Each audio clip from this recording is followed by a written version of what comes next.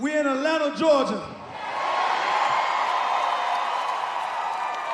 Yeah, so y'all already know, if you're from here, you stay here, y'all already know when you go outside, your window will be bust.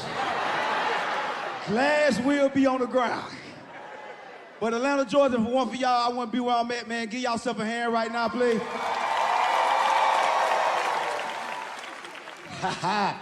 It feel good to be here, because, you know, ever since I came to Atlanta, it feel like home. I go out after party after. I don't do that everywhere. Me and Mike Else, we had a show in Chicago, and my cousin from Chicago, before I went on stage, he was like, hey, Wayne, I got an after party booked for you after the show. I said, no, you don't.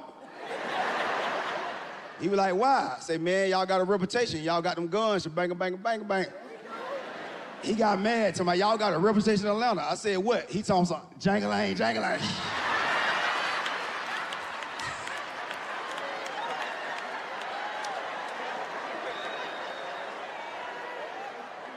Black people, we got to admit, white people, they more honest than us. About little stuff you wouldn't even think about either. Like if a white lady fart and you ain't hear it, she'll still let you know.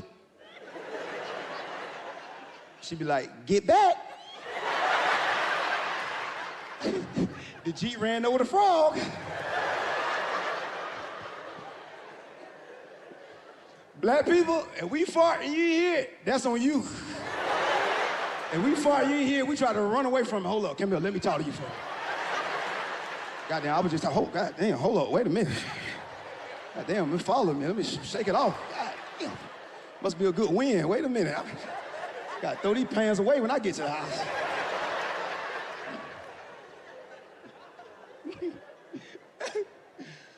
Another thing I like about my white brothers and sisters, when they invite you somewhere, it's a real invite. Ain't no other intentions, and they'll invite you ahead of time to give you time to prepare to wherever they'll invite you to. Like if a white person invites you to a cookout, it's different when a black person invites you. When a white person invites you, when they call you, the phone even ring nice. Ring, ring, ring. You be like, hello, they talking all nice. Hey, how you doing, buddy? Just chilling, man, what going on? Well, we having a get together, and we want you and the family to come through. Okay, when is it? December. Well, damn, if I'm still alive. All right, well, do you need me to bring something in December? Oh, no, you better not bring nothing. Oh, my God, this is a real invite. Now, let a black person invite you to a cookout. Whole different situation, whole different ringtone. Bring everything. Bring everything. Bring everything. You be like, hello, they talking all loud. What going on, boy, what going on? They chilling, man, what's up? Man, we having a cookout, man, want to invite you and the family. Okay, when is it? Today. Well, when did y'all plan this? Today? All right, well, do I need to bring anything over there? Yeah, just some chicken, some ribs, some steak, some forks, some plates, some bills, some liquor, some juice, some cups, and some napkins, and some cars, and some chairs, and some ice. Yeah, okay, yeah, bring some coals to heat that meat up when you come over there. But damn, do I need to bring anything else? Yeah, stop by Walmart and get a grill on the way over here. I ain't coming to this expensive cookout, man. Black people, we funny, boy, we make God laugh.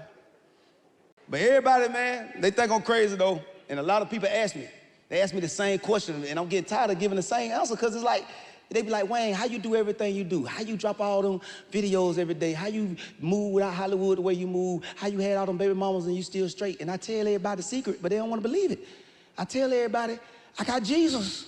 If you believe in Jesus, let me hear you say, hey, Jesus is popping. And some people say, Wayne, you a hypocrite. How you say you got Jesus, but you had all them women? I said, I prayed for that. My God came through for me. I don't know what your God did for you. I ain't gonna lie though, man. I tell everybody, don't blame the women in the situation. God came to me and tried to save me from that when I was young. I remember when God knew I was gonna be favored. He came to me in a dream. He said, Wayne, I'm gonna touch your mind and give you a creative mind. He said, I'm gonna touch your heart and give you a giving heart. He said, I'm gonna take the urge of women away from you. And I woke up. I said, God, you done enough. I said, you go bless somebody else. You ain't got to bless me. I said, matter of fact, let me suffer with this one. But I tell everybody, man, I got Jesus. How I know I got Jesus? Because I've been in situations that I know he got me out of.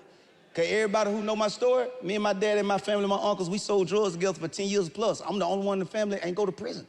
Now, my grandma swear I was snitching. Every family function, she telling everybody, y'all know Wayne told he was snitching. He say Jesus popping, but he popped up and told on somebody. But that's how I know I got Jesus, because I made it out the streets and I ain't have to snitch or nothing. I ain't never snitch. Now, if something wasn't mine, I tell you it ain't. Like one day, I was at my cousin Damon and Travis' trap house. Now, this day trap house, this day drugs. So me and Damon playing the game, so I heard a knock at the door. I said, somebody at y'all door. They said, the police bust in. Damon and Travis dropped their drawers right in front of me and ran out the back door. So I had to run to catch them to let them know, y'all dropped something. We get outside, it's hell dark outside, so Damon and Travis decide they want to hide. Damon jumped in the trash can, Travis playing hell with the tree, so I hid in the bushes. But the police found me first. They could see my eyes going through the bushes. They thought I was a deer. So the police put me in handcuffs, taking me to the car by myself, because they ain't found Damon and Travis. So I had to throw Damon and Travis a hint to let them know they got us. Game over. So they put me in the car, but they still ain't got Damon and Travis. I told the officer, I said, can you hold on one moment, please? I said, Damon, get up out that trash can. Travis, get down from that tree. They found y'all.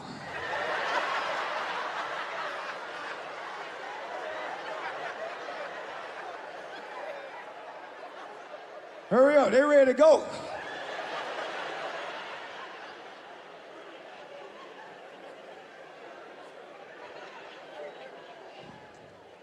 I ain't snitch, I won a hide-and-seek contest. Jesus got me out of that. I give all my credit to Jesus, because I know I got Jesus. How I know? Because I had nightclubs before comedy. I had 2 nightclubs. And to make it out of nightclub alive, y'all take that for granted. But that was Jesus. Because you got to think about it, because nightclub's dangerous. And if you go to the club today, you is stupid. Why would you go to the club and the DJ trying to kill you?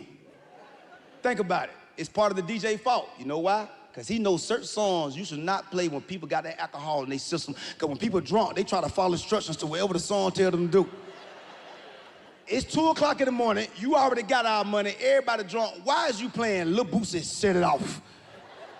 The lyrics to Lil Boosie's song Set It Off go, you wanna talk, you wanna run your mouth, you want some gangsters in your mother? We accepted.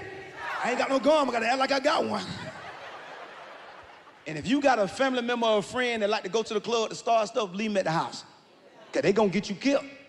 I got that family member, my cousin Pierre. Let me tell you about my cousin Pierre. Now, my cousin Pierre, he a bully. He be gang banging. Guess what? He tried to bully the wrong guy some years ago. The guy pulled out a gun, shot Pierre in the hip. Now he paralyzed from the waist down. But Pierre think he's so gangster, he like try to forget that he in a wheelchair. Like, we put up to the club some years after this situation. Before I became Kountry Wayne to the world, before I had my own nightclubs. We pull up to the club, my cousin was driving, I'm in the passenger side, Pierre sitting in the back in the middle. We pull up to the club, see some girls in the parking lot we ain't never seen before. Pierre said something this night that threw me out for the rest of the night. He was like, I'm gonna walk in there with y'all tonight.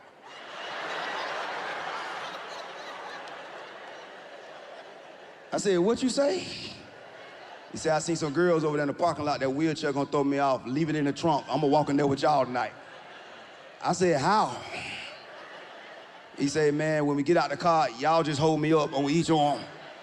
Walk me in there, sit me down, I got it from there. I said, Pierre, I swear to God on grandma, I'm not holding you up. He was like, man, hold me up, man. So Pierre made me and my cousin get him out the car.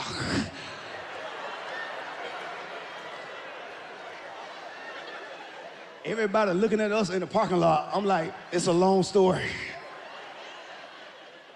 We get to the front. The security guard looked at us. He was like, y'all gonna have to separate so I can search y'all. I said, that's impossible. He said, either separate or y'all ain't going in. So I looked at Pierre. He did like this, so I did like this. Bow! He hit the floor. He let him crawl on in. Now, when we get Pierre in the club, Pierre, mess around, Pierre get on that Hennessy, he want to go back to game banging. We sat Pierre down. He drunk some of their Hennessy. 5 minutes later, seen some guys over there he ain't like for no reason threw his sit up. I say, Pierre, stop it. 5 minutes later, he did it again. I say, Pierre, stop it for them boys make you walk it how you talk it. 10 minutes later, he did it again. When he did it this time, them boys disappeared. I said, oh, hell. Right before the club was about to end, them guys came back. Guess what they did? They shot at the club. Guess which way they shot? Our way. Guess what I did? Lil Pierre. I went outside, I was hiding, and the girl came out crying. She was like, ah! I say, what's wrong? She say, they shot Pierre. I said, oh, Lord, where they shot him at? She say, in the legs. I was like, oh, he'll be okay. I say, God working mysterious ways.